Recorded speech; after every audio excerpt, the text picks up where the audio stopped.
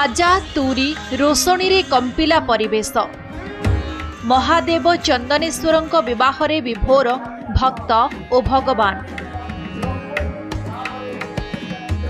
रीतिनीति सहकारी चड़क यात्रा रे हेला कामिनी विवाह। बाबा भोलानाथ और कामिनी विवाह रे सामिल हुई भक्ति रे भिजिले भक्त। किए बाजार ताले ताले तो आउ किए प्रभुंक हरिध्वनि रे होइथिले आत्मविभोर।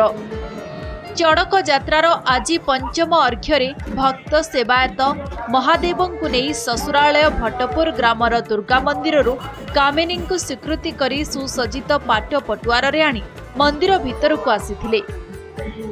चैत्र मास रे कामिना को विवाह करी आसुचंती विराट भेट विवाह संपन्न होला विराट पटुआरे चलचंती हमर सवायत गण भक्त भगवान सब एकाकार हो जाइचंती देखुथिले विराट पटुआरे आसी एबे नील पोखरी रे पहुंचीबे नील पोखरी रे आवाज करा जिवो तापरे मुख्यमंत्री जाई आको दुर्गांकर मानस बंधन करे तापरे विवाह कार्य शुरू करब। तो आमी अनेक ছোটবেলা থেকে আসছি তো আমার জীবনে অনেক মনস্কামনাও পূর্ণ হয়েছে বাবার দয়ায়।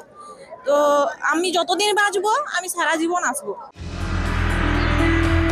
कामिनी विवाह संपूर्ण हेबा परे रात्रि रे श्री बेकिड़ी देउलिया पाटभक्तांक पाखरु अर्घ्य पानी पाइबे भक्त।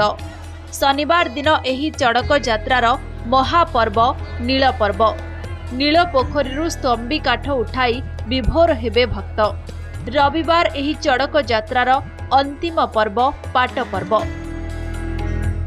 एथिरे भक्त माने निज देहरे कंटा धारण करिवे एवं भगवान को निजको समर्पण करिवे। आमर एठी बाबा चंदनेश्वर एई दिन कामिनी नामक राक्षसीर तपस्या संतुष्ट होकर वरदान करते एवं पत्नी रूप में वर्ण करते से परंपरा अनुसार आज कामिनी विवाह अनुष्ठित है।